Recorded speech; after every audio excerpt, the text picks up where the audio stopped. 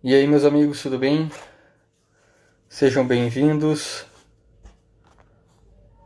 Quem está chegando aí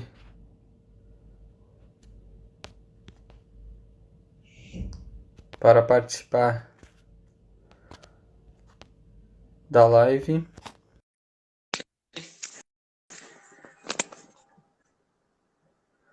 Vamos chegando. Como é que vocês estão?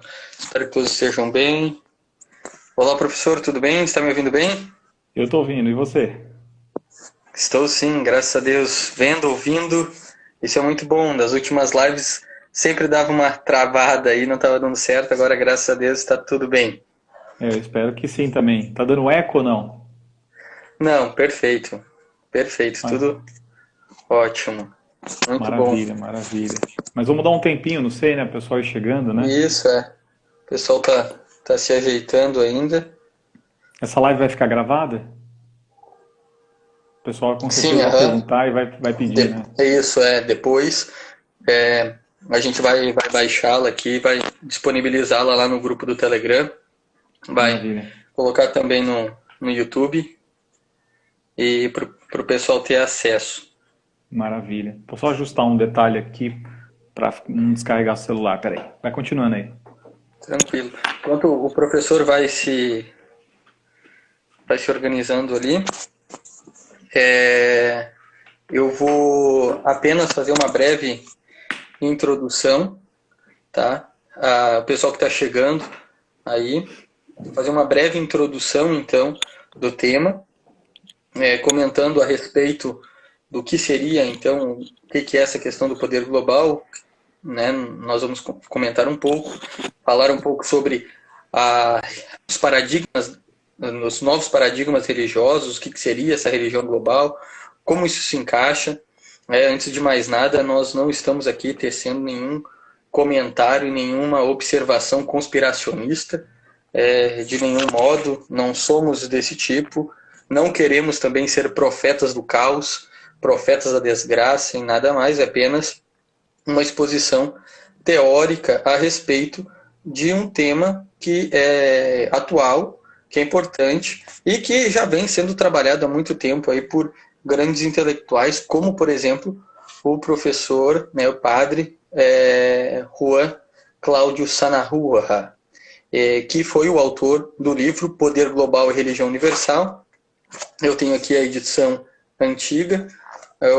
O professor Felipe Neri fez uma edição nova, ampliada, com mais artigos sobre o livro, que é também o tema desta live.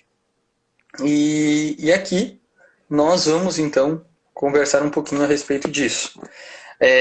Uma coisa muito importante da gente esclarecer, antes de mais nada, é que desde da época moderna, desde o período pós-Revolução Francesa, iniciou-se inúmeros processos de tentativas de domínio global.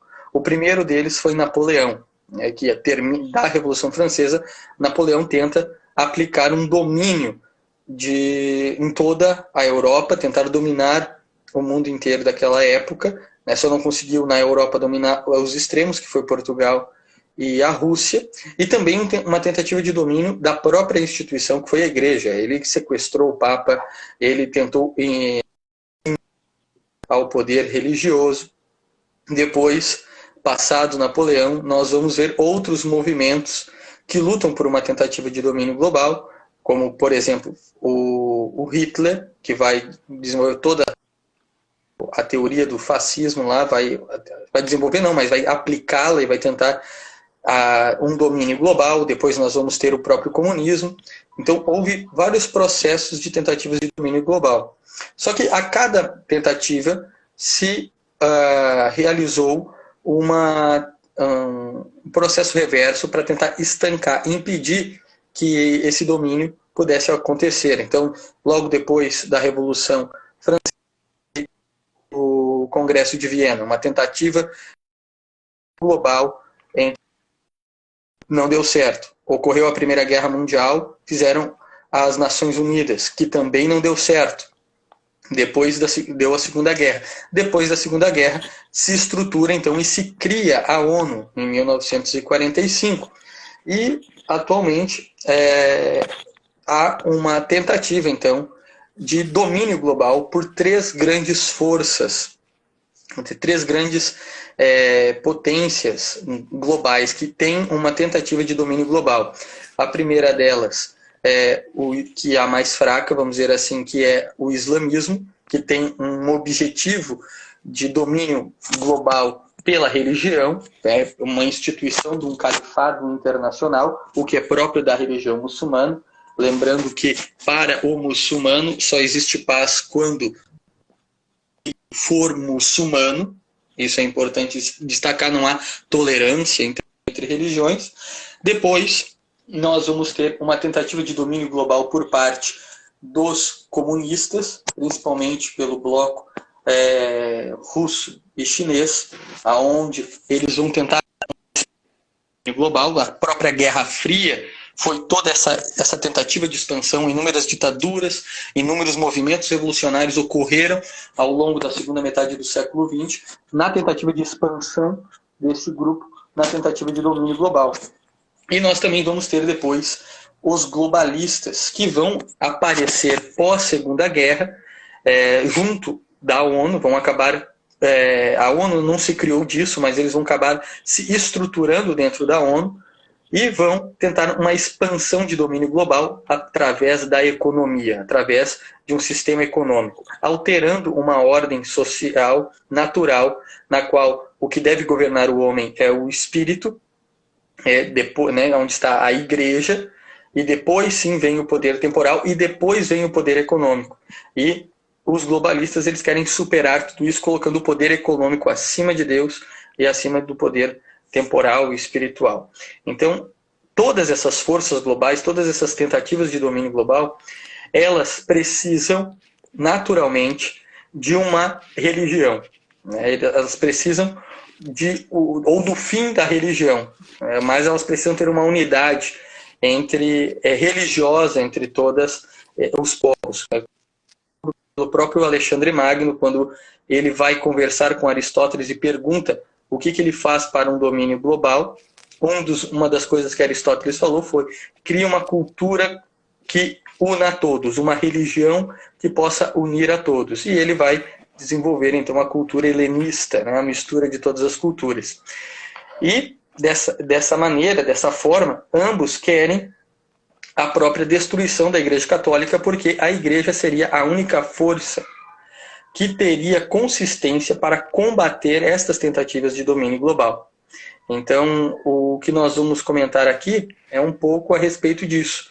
Como que essas potências, essas visões se desenvolveram e como isso acabou impactando dentro dos novos paradigmas religiosos que o mundo coloca hoje. A questão do pacifismo, a questão do ecologismo, e outros pontos aí.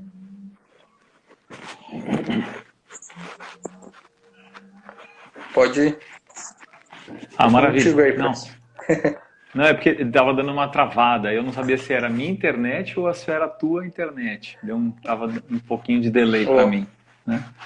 Olha, a minha não está muito boa mesmo. Bom, para quem está acompanhando ou vai depois assistir aqui a live, né, eu quero primeiro mostrar três obras do mesmo autor. Duas traduzi, publiquei no Brasil, a terceira não. Esperamos traduzi-la e publicá-la também, de autoria então de Monsenhor Juan Cláudio Sanaúja. Né? O Monsenhor ele se dedicou a quase 20 anos em mostrar o papel da ONU e de outros grandes organismos atuando na sociedade e via estes organismos tentando alterar o comportamento humano. Então, vou mostrar os livros, porque acredito que numa live é um momento muito rápido, então para as pessoas depois poderem estudar. Eu vou começar mostrando um livro que não traduzi. Tá? Um livro importante, o livro mais denso, maior, até de muita referência. O Monsenhor, ele tinha um hábito impressionante de tudo investigar e para cada coisa que ele falava, ele fundamentava. Então você vai ter assim, uma riqueza de referências, não só bibliográficas, mas de documentação comprobatória. Ou seja, aqui não tem teóricos da conspiração. A gente mostra realmente, eu já há muitos anos estudando o assunto, vejo todo o embasamento desse material. Monsenhor Juan Cláudio Sanahúja não é um único, tem vários outros grandes homens que fizeram o mesmo trabalho. Ele é um deles, né? Então, este aqui, El Desarrollo Sustentable, la Nueva Ética Internacional, né? Esse daqui somente em sebo virtual, né? Para poder adquirir, tá?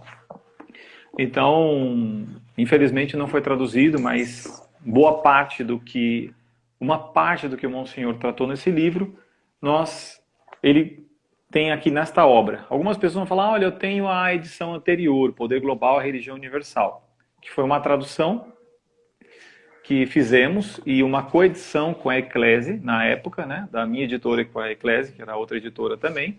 E esse daqui foi entregue 3 meses antes do Monsenhor Juan Cláudio Sanahúja falecer. Então ele mudou a estrutura e ampliou. Então ele tem o conteúdo do primeiro e muito mais, só que reorganizado, tá bem? Para o pessoal poder saber, tá? Uhum. Depois a gente deixa como que se escreve, ou você escreve aí, ou Edmilson, o pessoal está perguntando aí como é que se escreve o nome dele, né? Tá. Juan Cláudio Sanahúja, tá bom? Eu escrevo aqui. Então eu vou mostrar um terceiro que ele colocou, porque para entender melhor o assunto, a gente tem que entender essas 3 obras, porque elas se completam e o raciocínio fica mais claro também, né? Essa daqui é a Cultura da Morte, o grande desafio da Igreja, tá? Então os assuntos não estão nas mesmas... Esse daqui, o que tem aqui dentro, não tem nos outros, né? Não só de documentação, mas da forma como ele trata. Mas é bem importante que a gente fale sobre isso. E quero justamente começar falando o seguinte, né? Porque algumas pessoas em postagens, né, esses dias, falam, olha, não se mistura religião com política. Eu quero começar com isso daqui, exatamente. Tá bem? É uma das primeiras coisas que as pessoas falam, tá? Então, para você que está acompanhando, só para você entender o seguinte, tá? Uma das sacadas, né, de toda essa questão de engenharia social era fazer com que as pessoas não se envolvessem com a política. E tudo que a gente imagina de política, a gente imagina a chamada política partidária, né? E aí, aqui já é o problema, porque como a gente vê falsa política, politicagem, políticos corrompidos, né, corruptos e tal, então a gente fala, política não presta. Bom, é tudo o que eles precisam, que você compreenda, ou melhor, que você tenha no seu campo de visão, que política é uma coisa que não tem nada a ver com a gente, isso aí não presta, para você não se envolver, não compreender a importância, a nossa importância na questão política, tá?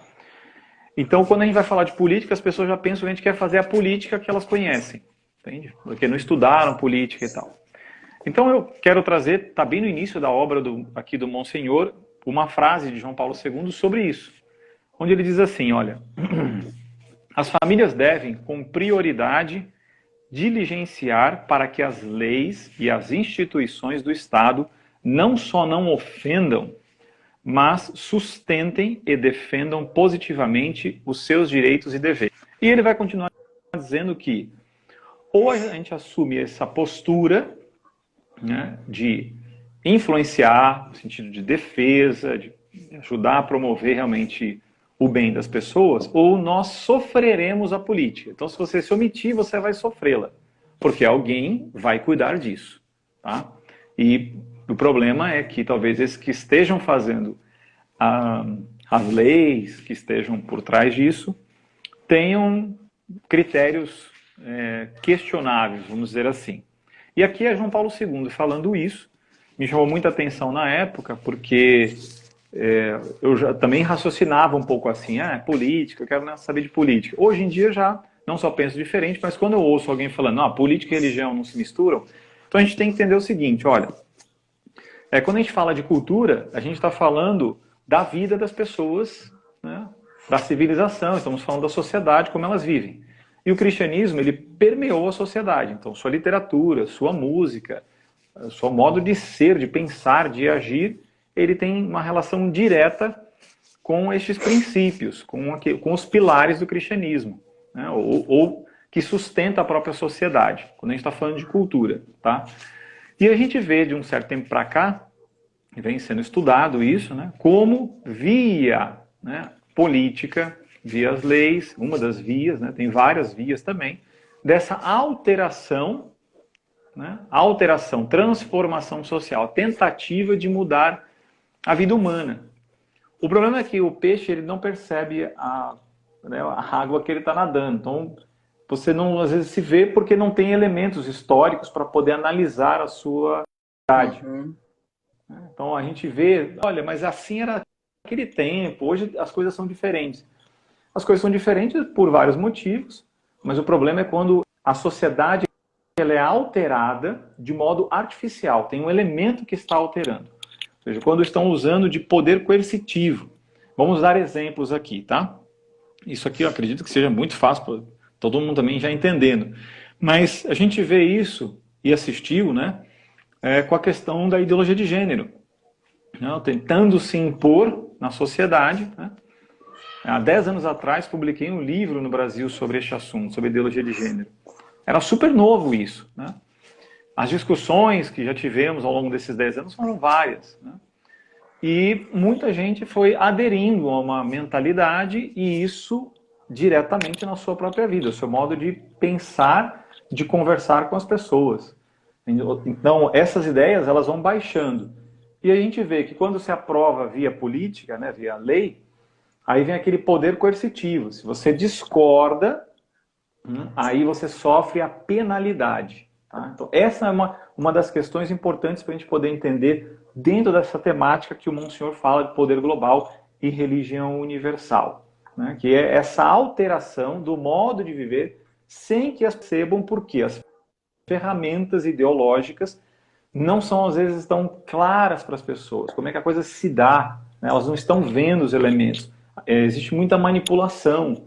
Então, como você não conhece as ideias de fundo, né? Porque a roupagem é sempre humanitária, é sempre muito boa, se vende alguma coisa muito positiva. E aí, quando você vê, já está seguindo uma ideia, pensando ser sua, que você está concordando, e já está indo adiante, né? Então, veja. É uma engenharia social, né, professor? Exatamente, é isso que eu falo. Que antecipa essa ação política, né? Exatamente, ou seja, a dificuldade que se tem, é claro, eu compreendo, né, é que faltam os elementos para que se enxergue bem, e por não ter esses elementos, por não estar vendo, você não percebe se você está sendo manipulado ou não. É tanta coisa, tanta informação, é tanta notícia, inclusive desinformação, onde se tenta falar que quem tenta te mostrar a verdade é louco, né? Claro que tem loucos, né? Para tudo quanto é lado, né? Falando coisas assim, dissonantes. Mas quando a gente quer mostrar alguma coisa séria com elementos, já há um bloqueio mental, porque a pessoa começa a olhar, é teoria da conspiração, esse negócio de poder global, né? Não dá para imaginar que organismos como OMS, ONU, OEA e tantos outros, UNESCO, né, trabalhem essas temáticas. Algumas coisas estão aparecendo já de um tempo para cá. Essa obra está repleta de documentação, onde você tem links, os documentos citados para você ir lá atrás e poder encontrar. Tá? Então, por que tratar disso aqui agora no nosso contexto, aqui do Brasil? Tá? Então, eu quero trazer para uma realidade e entrar em um capítulo desse livro aqui, apenas porque aconteceu uma situação esta semana em um país, e na hora que aconteceu isso, eu me lembrei de um trecho da obra, e essa obra já foi escrita vários anos atrás. Né? Aconteceu então na Grécia, para quem não conhece, né, a realidade da Grécia, né? Ação milenar de a Semana Santa para os ortodoxos é esta semana. A nossa foi anterior e celebramos a Páscoa domingo. A Páscoa dos ortodoxos é o próximo domingo, tá bem? Então, durante essa semana, Semana Santa deles, né? Eles têm o hábito de ficar tocando sinos. Então, todos os dias tocam sinos, tá? E um outro hábito que eles têm é que eles mudam a saudação esses dias, né? Qual é a saudação que eles têm? Em vez de você falar, boa tarde, como é que vai? Tudo bem? Oi, né? Eles se saudam falando, Cristo ressuscitou, ressuscitou verdadeiramente, é a resposta que a pessoa recebe quando é, então, falada desse modo. Todo mundo falando isso. Muito bem. Então, nós estamos vivendo um momento de um vírus que assustou todo mundo. Tá bom. A pergunta para você é a seguinte. Por que proibir sinos de tocar em um país como a Grécia, né? Foi proibido, tá? Por que proibir a saudação Cristo ressuscitou, ressuscitou verdadeiramente, né? Se você falar boa tarde, pode. Se você fizer essa saudação, não pode. E eles colocaram isto, levanta o sentimento e o desejo de aglomerar. Porque você quer ir para a missa, você quer ir para a igreja, né? Então, e foi proibido então na Grécia essa semana, né? Não se pode tocar os sinos para não ter essa sensação. Olha que interessante. Muitos anos atrás, Monsenhor Sanaúra colocou na obra, vou falar do capítulo para vocês procurarem, tá bom? Então, aqui, na parte que vai falar sobre o igualitarismo cultural, perdão, o único comportamento, o único discurso, né? Aqui embaixo o Monsenhor fala, né? A nova ordem impõe que a fé religiosa não tenha a menor visibilidade. A nova ordem impõe que a fé religiosa não tenha a menor visibilidade.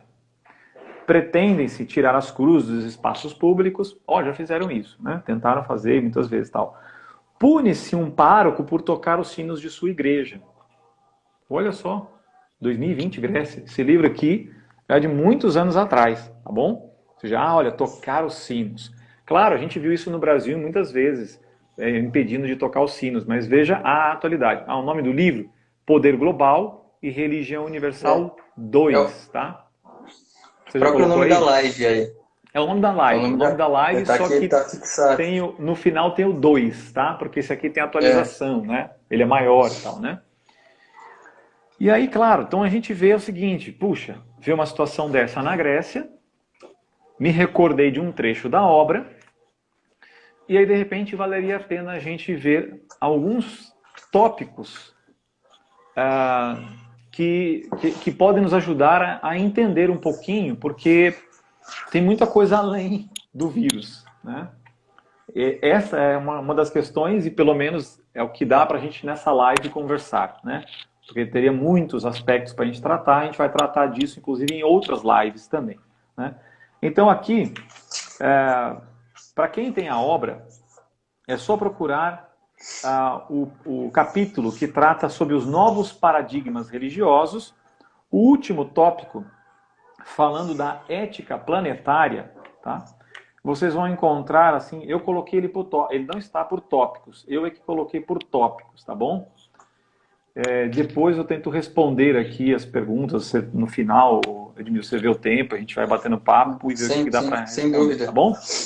Então, nessa nova ética planetária, presta os tópicos.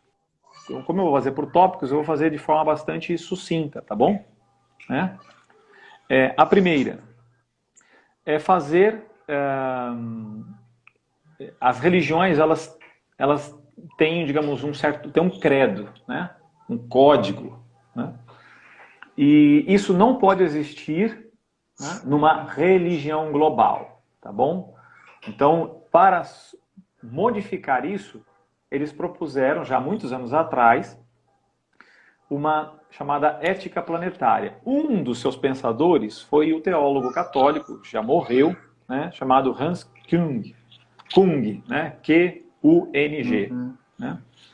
Este senhor, então, né, esse teólogo, ele propôs isso no parlamento, chamado Parlamento das Religiões do Mundo, em 1993, que é o que eu vou colocar os tópicos aqui para vocês, tá bom?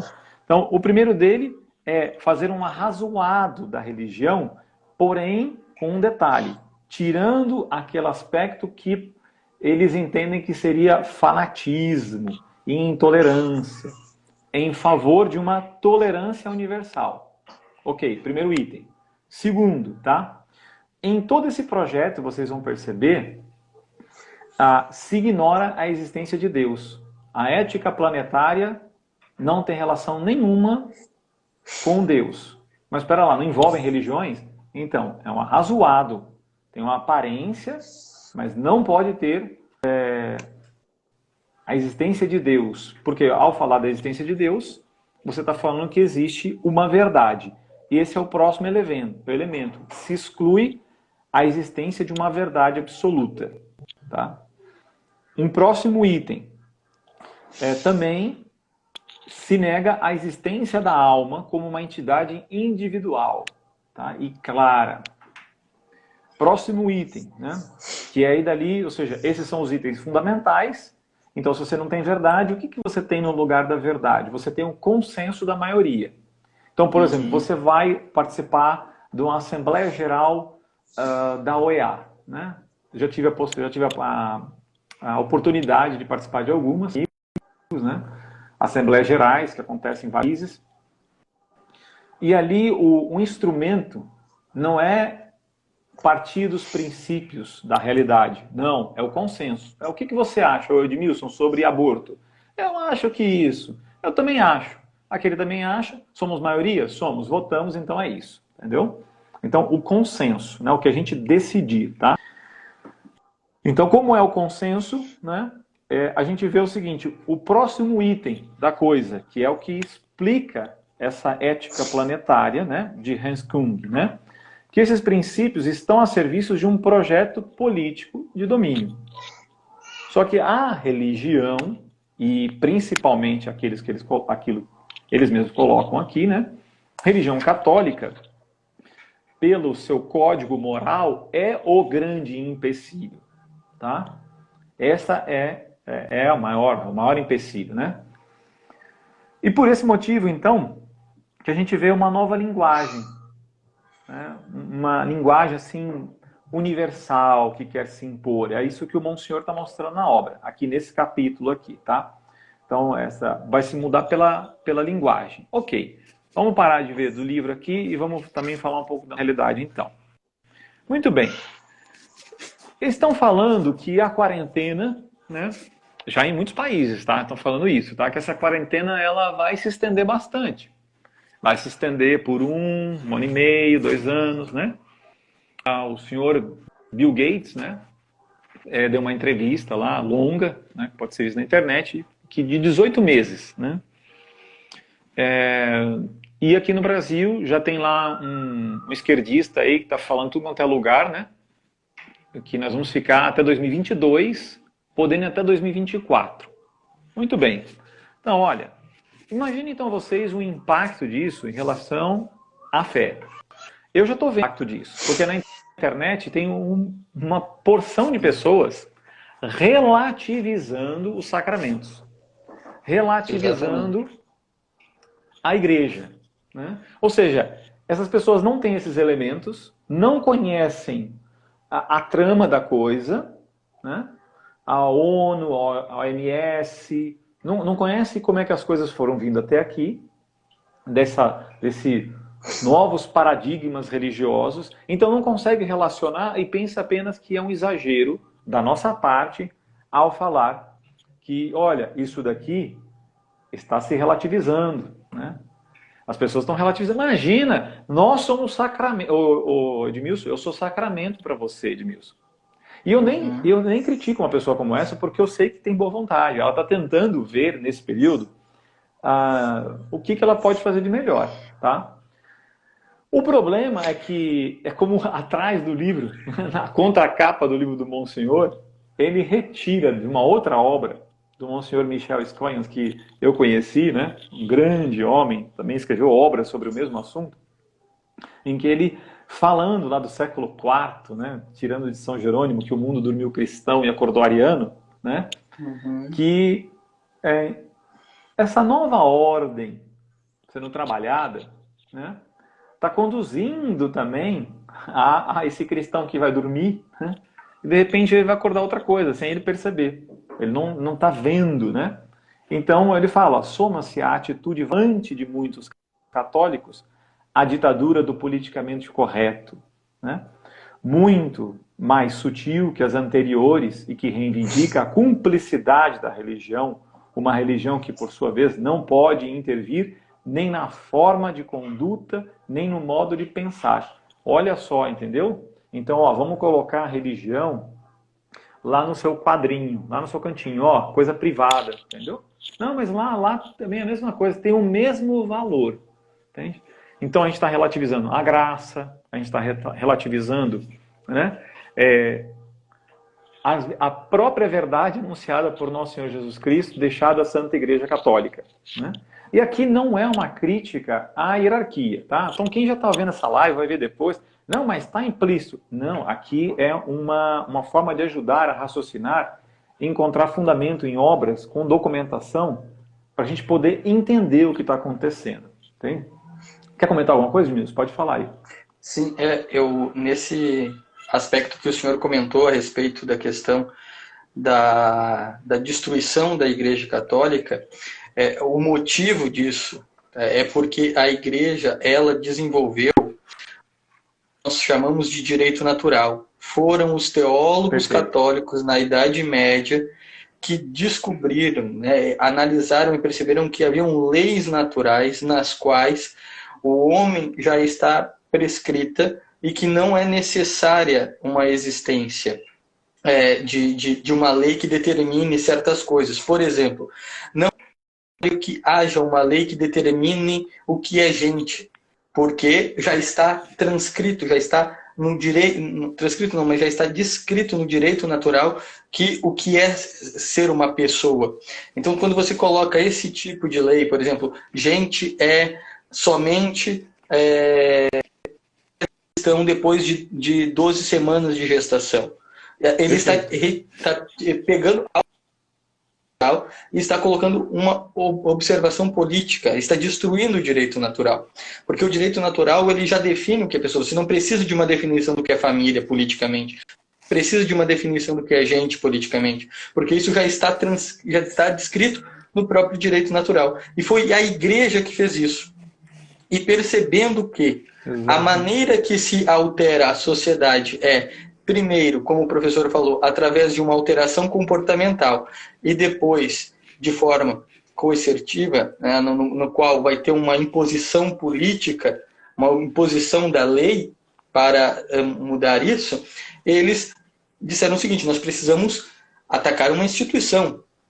Então, quando a gente está comentando aqui que grandes males podem vir a se realizar dentro da igreja, é por causa disso. É porque não é apenas uma questão de proteger as pessoas de pegar um vírus. Tá? Se eles tivessem realmente essa preocupação, a OMS não teria omitido tantos dados a respeito do vírus no início. É algo que está muito... O que disse voltar a ter missa. Por quê? Porque assim você consegue perder na sociedade um elemento fundamental que é a moral católica, que é o direito natural. Perfeito, perfeito. Olha, uma das coisas, né, que o Monsenhor sempre fala, que essa nova ideologia se vale da coação do Estado em prol desse tipo de lei. Tá? Então, nova ideologia, ela se utiliza, ela se vale da coação do Estado. O Estado que vai chegar e vai falar, você faz isso ou não pode fazer. Né? Um grande problema, entende? Porque nós já vimos isso daqui na história acontecendo, né? Uma força, né? Um poder, né? Só que agora de uma maneira mais, vamos dizer assim, né? Enganando melhor as pessoas. O próprio Hans Küng, né? Ele morreu, para quem não conhece, porque tem gente que vai ouvir isso aqui, não, mas é um teólogo, cara muito bom, eu ouvi falar bem dele, olha como é que ele morreu, tem aqui no livro, tá? Tem a frase praticamente uma das últimas frases dele, eu, teólogo católico, quero decidir quando e como eu hei de morrer. E aí, na nota de rodapé, né, que mostra quando é que ele falou isso, tal, tem aqui a fala do cardeal Vila, prefeito da Congregação para a Doutrina da Fé, quando ele lamenta, fala, é muito lamentável a fala do Hans Küng, né? Quando ele fala, ó, ele é um teólogo, né? Tem de saber que Deus é dono de sua vida, né? Ele está realizando a negação da graça com isso, né? Só que quando ele apresentou isso, nossa, um monte de gente ficou encantada. Quem que ele recebeu elogio? Tem aqui na obra mostrando, do diretor do Fundo Monetário Internacional. Aqui tem o nome, a data, o lugar para você ir lá olhar e buscar para poder ver, entendeu? Então, quando a gente está diante de uma situação como essa, aqui uma coisa importante nessa live também, né? Então, para você entender o que está acontecendo, você não pode ficar assim, primeiro, né? Ficar indo pela grande mídia. Já é um erro enorme, entendeu? Grande mídia nunca se importou com você, comigo, com ninguém, tá? Né? Pelo contrário, é sempre manipulação. Lógico, você pode encontrar alguma coisa válida, mas tem muita manipulação. Tá? A outra coisa também é você entender o seguinte, para a gente entender o que está acontecendo, a gente não pode descartar as coisas quando a gente ouve. Então, se tem alguém falando, se tem uma palavra, olha, aqui dissonante, né? É uma das coisas que ele criaram, é uma das ferramentas, né? Para o consenso, não pode ter o dissenso. Então, tá todo mundo falando assim. Então, tá todo mundo exagerando? Pode ser, pai. O que é todo mundo? Todo mundo é a mídia? É a OMS? Agora a OMS tem a verdade, né? Então, a gente tem que investigar as coisas. A gente tem que juntar o quebra-cabeça, tentar ver esses elementos para poder entender o que está acontecendo. E um dos muito importantes a se entender, né? Justamente, não é só simplesmente o impacto na vida da Igreja Católica, não é disso. É o objetivo diretamente, né, em relação à Igreja. Porque, né, eu postei dias atrás, né, acho que desde o início de março estou falando sobre esse assunto, eu estava indo na igreja, numa missa, né, dia de semana já vão bem menos pessoas, né, e passando pelo mercado, o mercado entupido de gente. Qualquer um que vai aqui em mercado sabe que o mercado continua cheio, né? E, mas o mercado é comida. Concordo. Sem problema nenhum ter o mercado aberto, tá? Agora, por que a igreja não pode abrir? Essa é uma pergunta, entendeu? Porque nós estamos falando de comida. Por que a igreja não? Nós estamos falando de tão menos pessoas. E com questões de segurança, né? Não poderia se abrir? Não poderia se colocar mais horários, né? E respeitando toda essa questão, não poderia se fazer isso? Né? Uma pergunta, simplesmente. Aí, claro, quando você pergunta, então você dá direito de quem não tem elementos, falar assim, eu discordo de você. Né? Então, aqui não é matéria simplesmente de discordar, porque para a pessoa, inclusive, poder discordar, primeiro, ela teria que conhecer melhor, né, o que está acontecendo, né, ter o máximo de elementos possíveis para poder entender, e entender o que é a Igreja Católica. Graça, sacramentos, entender isso daqui. Porque senão fala, não, fica em casa, tem o mesmo valor. Não tem o mesmo valor. Tá? Não tem o mesmo valor. Não. Claro que diante de Deus, uma oração, uma comunhão espiritual, você está impedido, claro que Deus vai, né, enfim, tantas almas presas aconteceram isso, tá? Agora, mártires e mais mártires disseram, olha, não nos deixe sem a comunhão, né? Então, entender o que está acontecendo agora passa diretamente por entender a religião católica, tá? Sem isso daqui, não dá para se entender. Inclusive, eu não sei como é que nós vamos ficar daqui a um tempo, né? Eu espero que melhores, né? Mas eu espero que guardem a data de hoje, para que daqui a alguns anos fale assim, olha, me parecia um exagero, mas agora vendo, olha, a gente tem que fazer que nem na Grécia, tem que agendar a nossa saída de casa, a gente tem que pedir a permissão para falar onde nós vamos, né?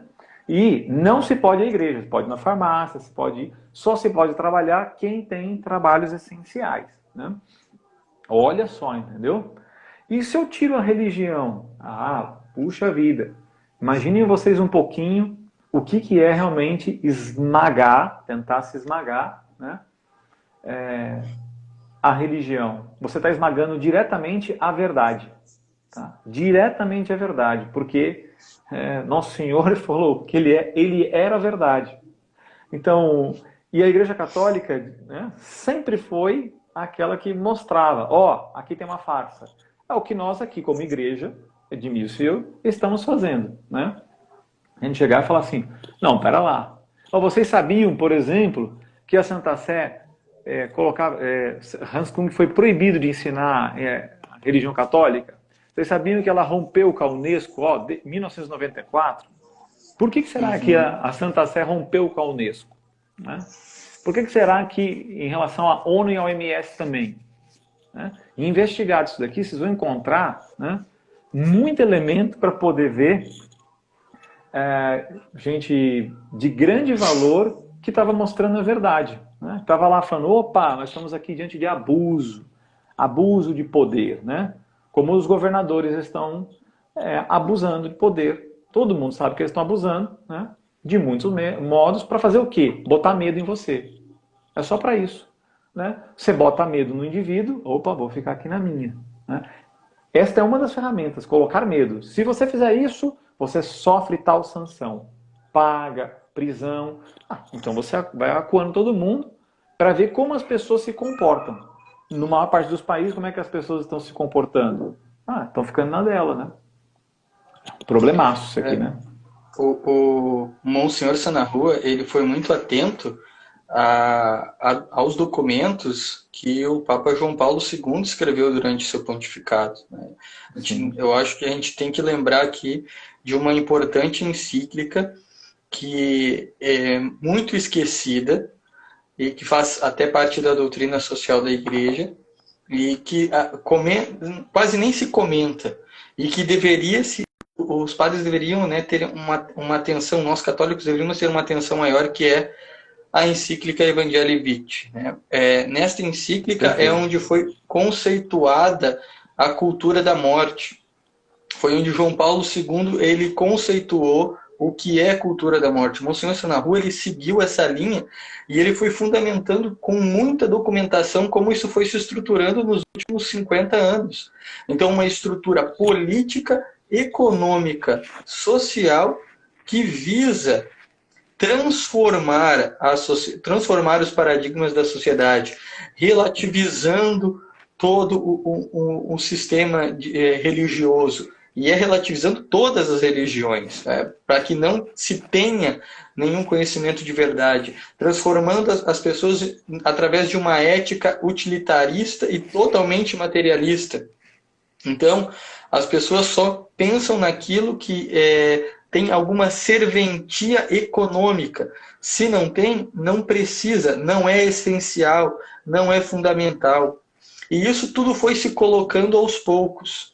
Tá? Então, o aborto, por exemplo, quando ele foi colocado na Europa, houve toda uma análise cultural, toda uma alteração cultural no povo, e depois vai ter a realização do aborto, a defesa, a legalização, a movimentação política disso, porque não adianta nada da lei impor se não há uma aceitação cultural.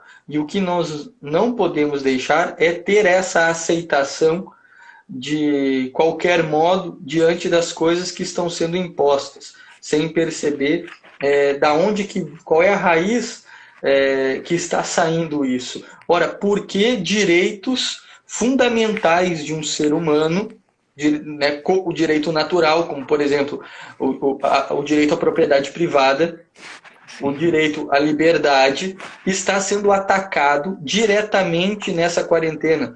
Pessoas estão perdendo suas propriedades, não estão podendo abrir suas propriedades, não estão podendo sair de casa. Veja, são direitos fundamentais do direito natural que estão sendo atacados. Por que isso? Tá? Qual é o grande motivo disso? Bom, morte, são milhares de mortes. Então mostram pessoas morrendo em vários lugares, tá? Mas não estou dizendo que as pessoas não morrem, não estou dizendo que não existe a doença de nenhuma forma. Eu só estou me perguntando a seguinte coisa, tá? Será que não foi um local? Se a gente for numa UTI, qualquer UTI é de você chorar. Qualquer UTI é triste, é absurdo. Você vai ver 5 pessoas morrendo por hora. E olhe lá, maiores morrem muito mais. os caminhões levando corpos. Quantos caminhões foram? A cena foi de 1, 2. Quantos foram? O que está por detrás? Qual é a propaganda? Por que essa unificação no discurso? O que não é comum, tá? Porque o comum é ter divergência de ideias. Por que uma unificação? São apenas perguntas que a gente se faz diante das coisas que estão sendo impostas. Não, perdão, Edmilson, olha, só para colocar, você está falando. Pergunta, vamos colocar perguntas aqui, ó. 86% dos municípios no Brasil não tem um único caso, né, do Covid. Não tem um único caso, 86% dos municípios. Então, em nome de cuidado, né?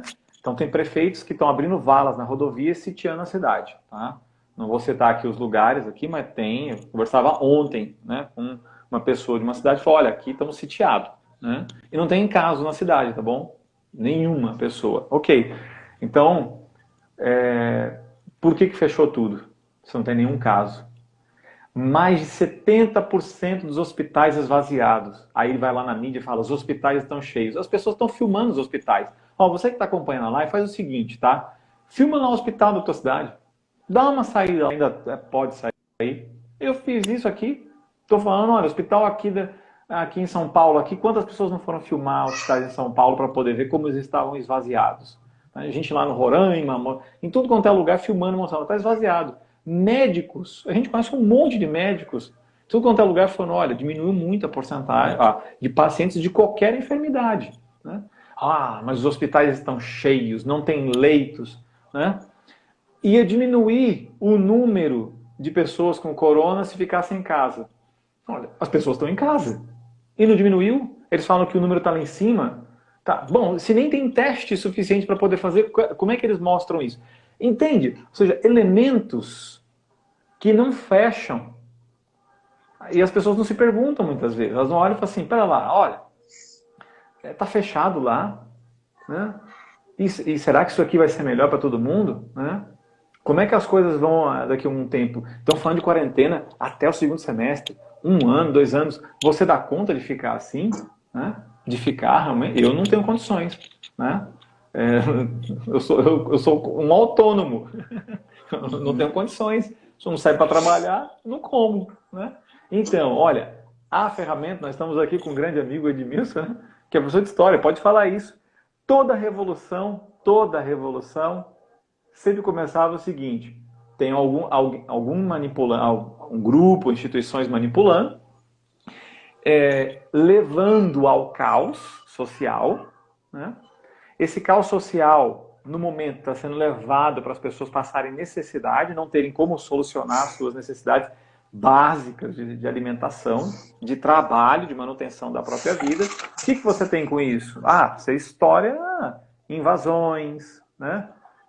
Quebra-quebra, saques, e aí vem alguém que levanta a mão, não, mas a gente vai solucionar isso. Né? Exato. A Revolução Francesa foi isso, a gente soluciona. Vamos lá, o problema é o atual governo e a Igreja Católica. Essa história se repete, entendeu? Isso aí a gente já conhece. É muito interessante o senhor ter lembrado dessa questão da propaganda, porque, por exemplo, a própria Revolução protestante na região huguenote, na região do Império Austro-Húngaro, só se possibilitou porque houve toda uma propaganda contrária à Igreja. Então, toda a lenda negra, por exemplo, da Inquisição Espanhola se forma no século XVII, lá na região huguenote, para poder expandir a reforma protestante, a Revolução Protestante. A Revolução Francesa só foi possível porque houve toda uma propaganda, né? Isso vocês podem pegar um livro chamado Poesia e Arte, do professor Robert Darnton, onde ele analisa as charges e as poesias que eram escritas pré-Revolução Francesa contra a Igreja, né, alimentando um espírito revolucionário do povo contra a monarquia, e assim foram sendo usadas ao longo de todo o meio. Sempre se percebeu que o jornalismo ele pode ser uma grande ferramenta de manipulação, e muito mais hoje, onde nós temos a possibilidade de expandir um discurso unificado para todos os lugares do mundo. E isso é importante a gente destacar aqui. Então, nem sempre aquilo que está sendo falado pode ser verdade. Na maioria das vezes é desinformação. É proposital. Proposital. Não, com toda Para certeza. gerar. Porque o que vai acontecer é que as pessoas, por enquanto, elas estão guardadas em suas casas diante de um perigo hipotético. Há um vírus que pode ser letal. Quando eles se depararem com uma realidade total, na qual eles vão se deparar com a fome e que a fome pode de fato matar e não um vírus hipotético, vai gerar uma convulsão social. As pessoas vão para a rua, vai dar rebelião, vai dar saque, vai gerar convulsão social. Edmilson, você não tem dó das pessoas, Edmilson, que vão morrer com o vírus? Vamos lá, vou fazer a voz daqueles que estão aí por aí falando, mas olha, católico que defende a vida, e como é que vão ficar as pessoas se elas saírem? Né? É isso que pelo menos estou falando para nós toda hora. As pessoas me perguntam isso. E eu respondo com simplicidade, eu falo, olha, por que será que a grande mídia não mostra um princípio de virologia? Como é que o que tem que acontecer? E naturalmente vai acontecer. Você precisa se imunizar. Como é que você se imuniza? Olha, pegando o vírus. Não é que você vai lá se contaminar, entendeu? Só que nós não estamos falando do ebola, tá bom? Não estamos falando uma coisa letal para todo mundo, né? Então, nós não estamos falando disso. É só ver as proporções. 7,7 bilhões de pessoas no mundo. 20 mil mortes. Bom, quando você faz essa estatística aqui, que é o que o pessoal não está vendo, é o que alguns cientistas estão mostrando, então você vê que quase a totalidade da população não sofre com isso e precisa ter o contato. Vamos dizer assim, viver a vida normal. Tá? Só que falar um negócio desse, depois que a pessoa já está na cabeça o pânico, ai, que absurdo ensaio um negócio desse. Olha, procura na internet lá, Dr. Paolo Zanotto, virologista da USP. Ele deu várias entrevistas sobre isso. Ele é virologista. Ele falou, gente, pera lá, pelo que a gente tem de dados, né, as pessoas têm que ir lá, manter a vida normal, vão ter o vírus, ele vai fazer seu ciclo de 14 dias, não vão transmitir para ninguém, não vão pegar mais, vão ter reações muito baixas. Mas enquanto você fica aqui dentro, te mantendo até fazer o quê? Até chegar o inverno, porque algumas partes do Brasil tem inverno, né?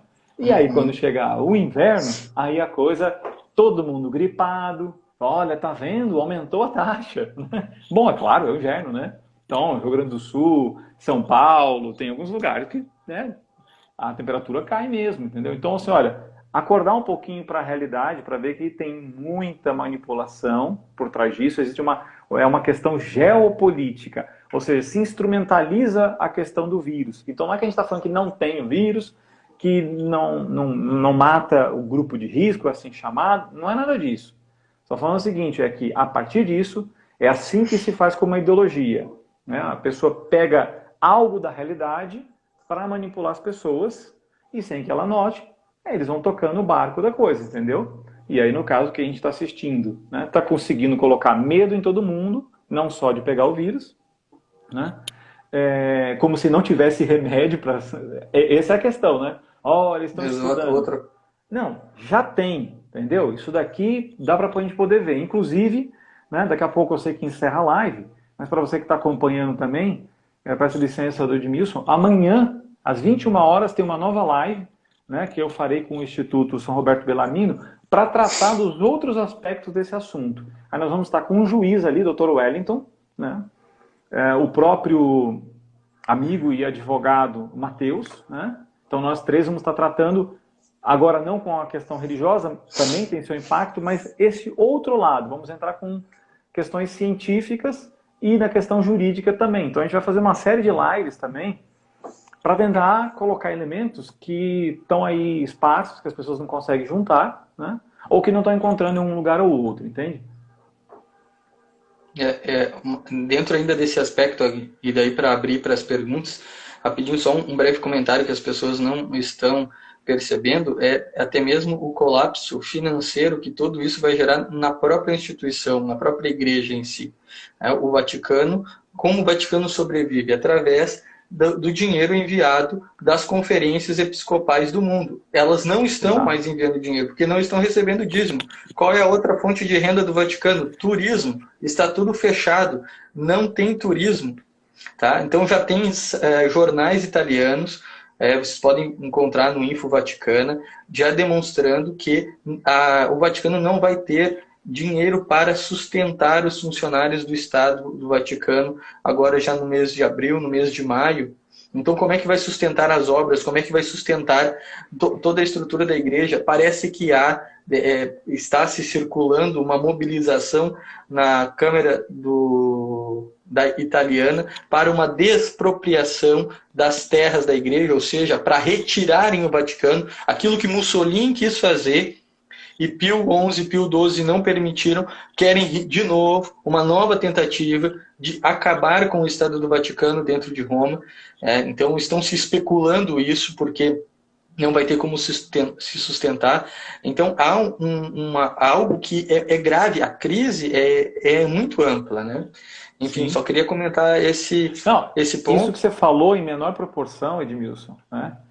Porque para todo mundo assim, olha, não, mas todo mundo é da TL no Brasil. Não, não é verdade não, tá? Nós conhecemos, Edmilson e eu, nós conhecemos aqui, assim, vários religiosos muito bons, que já disseram claramente para a gente, falou, olha, as paróquias vão fechar, né? A paróquia vai fechar, né? E aí como é que vai ser a realidade? Então você tenta imaginar isso daqui. Então a questão é ir achatando, empurrando mesmo, né?